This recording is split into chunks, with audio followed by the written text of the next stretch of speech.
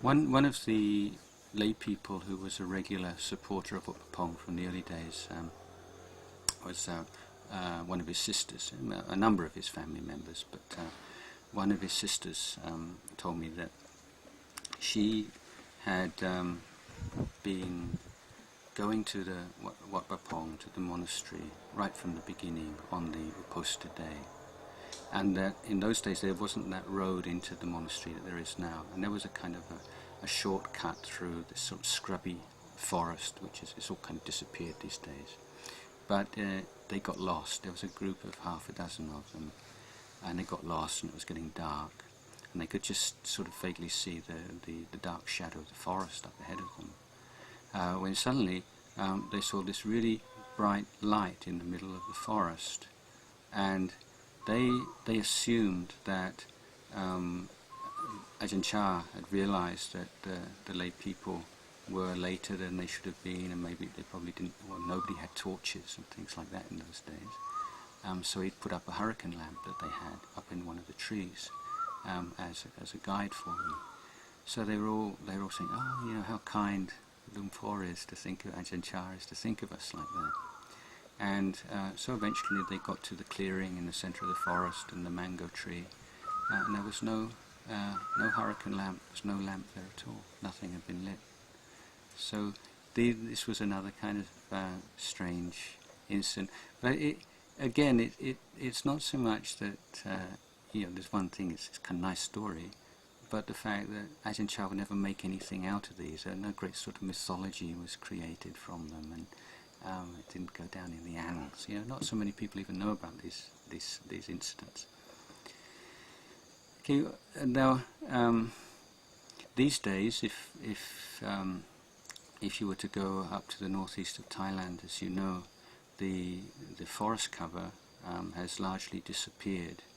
In the 1950s, there was maybe 60-70% forest cover.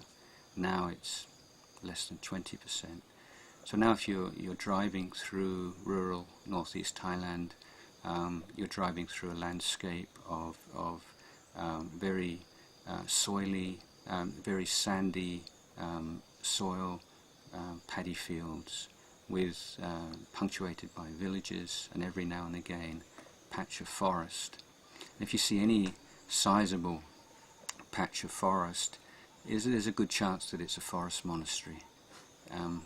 Otherwise, the trees have all disappeared, as the monks are the ones that really preserve the forest. So forest monasteries, particularly in Ubon these days and up in the Udon area, are quite common. But in Ubon in the 1950s, very unusual. It's hard to say just how many forest monasteries had ever been established in Ubon, but I think very few.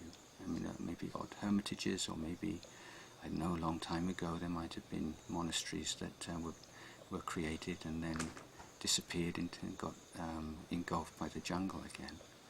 But this is a point that maybe is not so obvious to people, that establishing a forest monastery in forest of Ba Pong was a very unusual thing, that most people had no, or next to no, contact with forest monks other than the occasional wandering monk who passed through.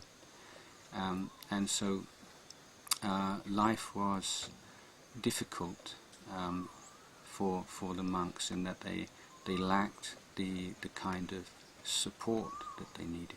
Ajahn Chah established this monastery. There wasn't kind of a 5-term plan or a 10-year plan. There was no fundraising activities.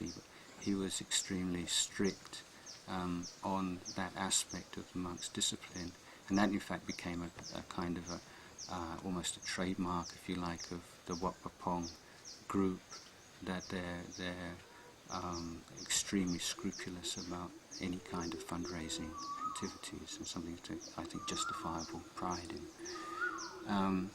But given that they were living in a forest, in a very poor part of the country, with people who didn't really know what they were doing there and what they needed, it's inevitable that in terms of the material development of the monastery, very little was accomplished. But then that wasn't the point of establishing the monastery anyway.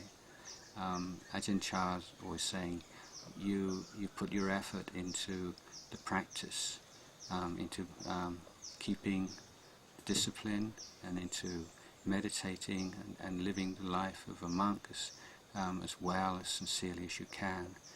And from that you create a power of parami, or wholesome virtue, and from that the requisites and the supports that you need for the holy life will come by themselves. And I think he was proved to be right by the experience of the monks of Pong.